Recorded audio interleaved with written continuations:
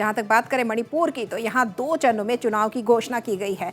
पहला चरण 27 फरवरी को होगा, वहीं दूसरा और आखिरी चरण, क्योंकि 2 चरणों में चुनाव है, तो 3 मार्च को होगा आखिरी चरण का चुनाव, जबकि चुनाव नतीजे सभी राज्यों के साथ 10 मार्च को ही घोषित किए जाएंगे। आपको बता दें कि मणिपुर में जो जंग है, विधानसभा की कुल सीटें हैं यहाँ 60, और इससे पहले जब 2017 में किस तरह का जो हमें परिणाम वहां देखने को मिला, आपको बता रहे हैं 60 विधानसभा वाली सीटें हैं, जहां 2017 में भी 2 चरणों में चुनाव कराए गए थे और इस बार भी 2 चरणों में चुनाव होने हैं। सुरक्षा को ध्यान में रखते हुए घोषणा की गई है और कुल 86.63% लोगों ने वोटिंग की थी। 2017 की हम बात करें, जब पिछले विधानसभा चुनाव हुए थे मणिपुर में, 2017 में कांग्रेस को 28 सीटें मिली थी, बहुमत मिला था, बहुमत नहीं कह सकते, सबसे बड़ी पार्टी बनकर उभरी थी कांग्रेस, 28 सीटें उसके पास थी। हालांकि बहुमत किसी को नहीं मिला था। 2017 की अगर हम बात करें तो भाजपा को मिले थे 21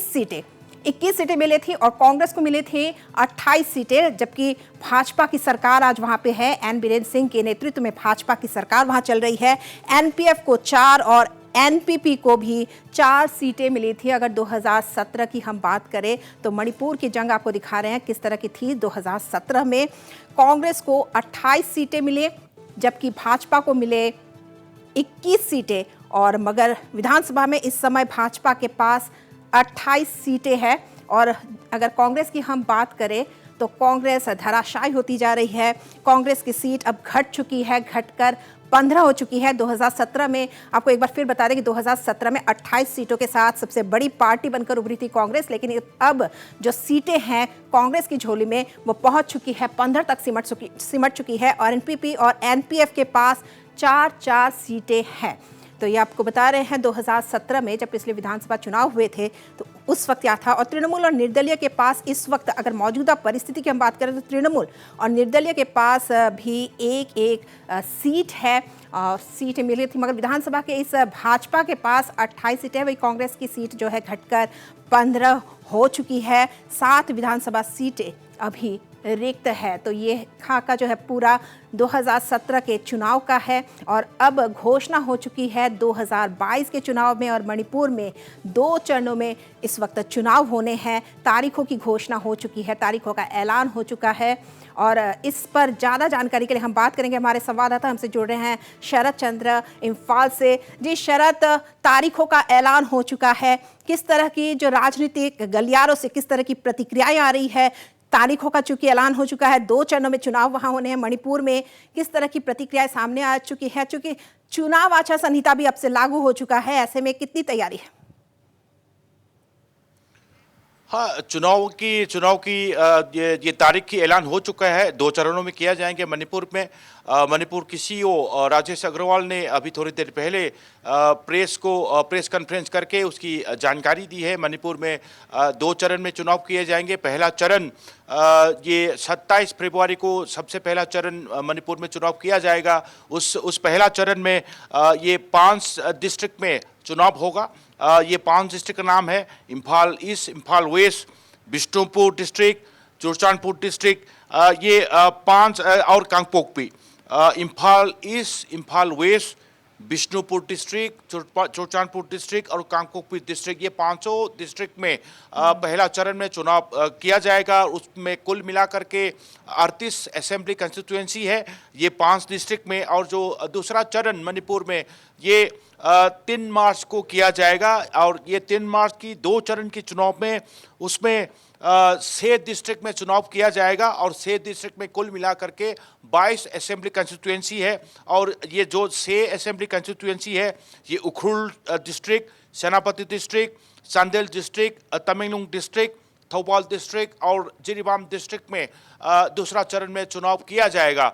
अभी थोड़ी देर पहले सीईओ मणिपुर राजेश अग्रवाल ने ये जानकारी हमें दी है। 2 चरणों में होंगे। पहला चरण ये 27 फरवरी को पहला चरण के चुनाव किया जाएगा और दूसरा चरण जो है ये 3 मार्च को किया जाएगा। और जो जिसकी गिनती जो है 10 मार्च को गिनती किया जाएगा। शरद, अगर हम बात करें जो हालिया परिस्थिति रही है मणिपुर की, जिस तरह की परिस्थितियां सामने आती रही है कुछ समय से, तो ऐसे में सुरक्षा को लेकर किस तरह के इंतजाम होंगे? क्या राज्य चुनाव आयोग ने कुछ इस तरह की बातें कही हैं? सीईओ मणिपुर राजेश अग्रवाल ने साफ साफ प्रेस वालों को बताया कि मणिपुर में चुनाव कराने के लिए सुरक्षा बलों की संख्या जो है बड़ी तादाद में रहेंगे। साथ साथ उन्हें ये भी जानकारी दी है सेंट्रल पैरामिलिट्री फोर्सेस का भी इस्तेमाल करेंगे ये हर पोलिंग स्टेशन में। और ये कुल मिलाकर के पोलिंग स्टेशन मणिपुर की कुल पोलिंग स्टेशन जो है ये 2959 पोलिंग स्टेशन होंगे।